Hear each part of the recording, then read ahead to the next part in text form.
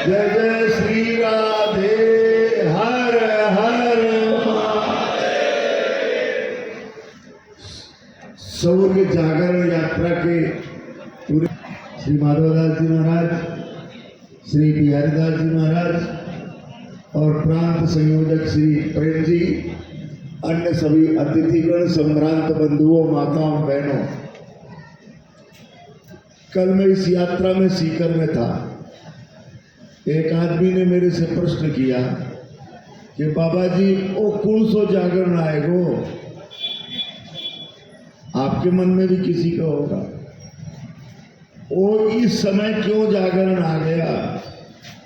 मैंने कहा भैया इस समय जागरण इसलिए आ गया कि इसी समय पूरे देश में सनातन धर्म को नष्ट करने के लिए कुछ लोगों ने प्रश्न चिन्ह उठा दिए।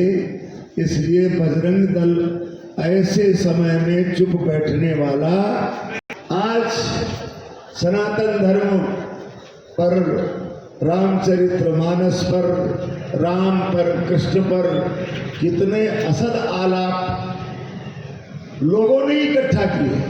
तब फिर हमने सोचा कि अब तो जागरण करना ही पड़ेगा और अधर्म की लंका को जलाने का काम बजरंग बली ने किया था। और अगर सब लोगों ने यही सोच लिया, कुछ लोगों ने, कि हम तो अधर्म का जागरण करेंगे, तो भैया फिर हमने भी सोच लिया कि हम भी धर्म का जागरण करेंगे। इतने प्रकार के प्रश्नों को समाज में वैमनस्यता फैलाने का काम, हिंदू से काटने का दुष्प्रचार जिन लोगों ने किया है, उससे उद्वेलित होकर के आज की परिस्थिति में हमको समाज को जागरण करने का काम तो करना ही पड़ेगा। जो लोग जातिवाद पर, सनातन धर्म पर गालियां देते हैं, उनको सबरी का दृश्य याद नहीं आता है। जिस राम जी ने ऋषियों की कुटियों में अगर किसी को ढूंढा तो सबरी को ढूंढा, और सबरी के साथ उस पर ऋषियों ने जो कुछ अपमान किया था, उसको एक सही आईना भगवान श्री राम ने दिखाया था। आपको घटना मालूम हो कि सबरी ने उस तालाब में स्नान किया था, तो इतना सबरी को बुरा भला कहा, भगवान दुखी हो गए और वो तालाब ही गंदा हो गया, कीड़े मकोड़े हो गए। अब तो फिर कोई नहीं स्नान कर सकता था, परंतु उसका भी दोष सबरी पर मर दिया कि इसके पाप के कारण ये हुआ। ठाकुर जी आए तो ऋषियों ने सोचा कि भगवान आ गए हैं, इनका चरण उस तालाब में रख देंगे तो शुद्ध हो जाएगा। भगवान के पास गए, बोले महाराज अपना चरण रख दो, इसमें ये कीड़े मकोड़े हो गए। बोले ठीक है मैं रख देता हूँ। अब जब भगवान ने चरण रखे तो जितने कीड़े थे वो सब दौड़ दौड़ करके बोले मैं भी पैर छूऊं, मैं भी पैर छूऊं, मैं भी पैर छूऊं। तो जितने कीड़े थे उससे 1000 गुने कीड़े और पैदा हो गए। ऋषियों ने सोचा कि ये क्या चक्कर है, भगवान है कि नहीं है। भगवान ने कहा ये कीड़े तुम्हारे माथे के कीड़े हैं। किसी भक्ता का, भगवत भक्ति की इतनी ऊंचाई पर पहुंची हुई महिला का आप लोगों ने जो ठेस पहुंचाई है, आप लोगों ने जो उसका अपमान किया है, ये कीड़े उसी के हैं। और इसलिए जब तक सबरी इस पर पैर नहीं रखेगी तब तक ये पानी शुद्ध होने वाला नहीं। सबरी ने पैर रखा, पवित्र हो गया जल। कहने का मतलब क्या है कि आप जिन जिन प्रश्नों को उठाकर सनातन धर्म को गाली दे रहे हैं कि सनातन धर्म ने हमको नीचा दिखाया है, हमको ये किया है, हमको वो किया है, सनातन धर्म के उन बिंदुओं पर कभी नहीं सोचते हो कि सनातन धर्म के विभिन्न जातियों के उच्च कोटि की साधना करके जो समाज में प्रतिष्ठा प्राप्त किया, आज सारा संसार उनको नमन करता है। रैदास जी भक्त जो मन चंगा तो कठौती में गंगा का उदाहरण प्रस्तुत किया था, मीराबाई उनकी शिष्या बन गई। ऐसी बात करना कि सनातन धर्म ने सदैव बांटने का काम किया है, सनातन धर्म ने सदैव तोड़ने का काम किया है। इस तरह की जो विश्व में, भारतवर्ष में जो षड्यंत्र चलाया जा रहा है, वो षड्यंत्र क्यों चलाया जा रहा है कि एक वर्ग के लोग हमारे साथ हो जाएंगे, प्लस जो अपना एम भाई है वो साथ में हो जाएंगे और हमारा काम बन जाएगा। अरे भैया, भारत के कितने बंटवारे हो चुके, और बंटवारे की तैयारी क्यों कर रहे हो?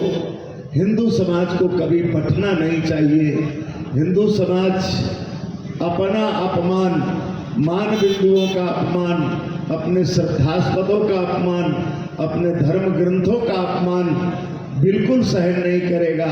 यदि हनुमान जी महाराज ने भगवती सीता के अपमान का बदला लंका जला करके लिया है, तो हमारे धर्म ग्रंथों के अपमान का बदला भी अब वर्तमान हनुमान के लोगों के ऊपर जिम्मेदारी है। वर्तमान में जो हम युवा शक्ति में बैठे हैं, जो बजरंग, हमारा जो भीतर का जो बजरंग दल है, हमारे हृदय में बैठे हुए जो हनुमत तत्व है, उसको हम जागरण करेंगे, तब कहीं सनातन धर्म की रक्षा होगी। किंतु कुछ लोग सोचते हैं कि नहीं, ये फिरका करते रहो और पद लेते रहो और काम करते रहो, परंतु भैया इससे भारत का स्वाभिमान बचने वाला नहीं है। दुनिया के भूखंड में जिस देश ने विश्व गुरुत्व प्रतिष्ठापित किया हो, जिसने सारे संसार को मार्गदर्शन किया हो, आज उन्हीं के साधु संतों पर, उन्हीं के धर्म ग्रंथों पर, उन्हीं के देवी देवताओं पर जिस प्रकार के प्रश्न चिन्ह लगाए जा रहे हैं, ऐसे परिस्थिति में अगर शौर्य का जागरण नहीं करेंगे तो हम उनकी बातों को सुनकर के समर्थन करेंगे क्या? इसलिए संत समाज का काम है कि हम सब लोग निश्चित रूप से अपने धर्म ग्रंथों का अपमान नहीं सहन करेंगे।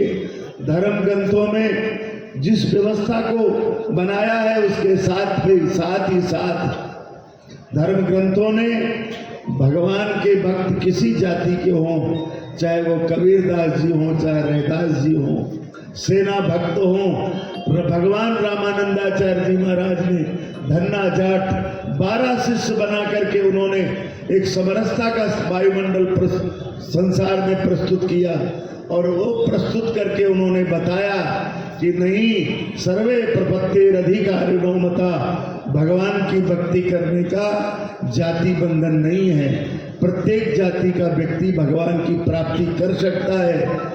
इस तरह का हमने कभी संकीर्णता का भाव नहीं रखा, हमारे संतों ने, हमारे आचार्यों ने कभी ये भाव नहीं रखा। किंतु कुछ लोगों को, जिसको धर्म का ABCD पता नहीं है, जिसको धर्म की गंध भी नहीं पता है, ऐसे लोग बड़े बड़े मंचों पर टिप्पणी करने को तैयार हैं।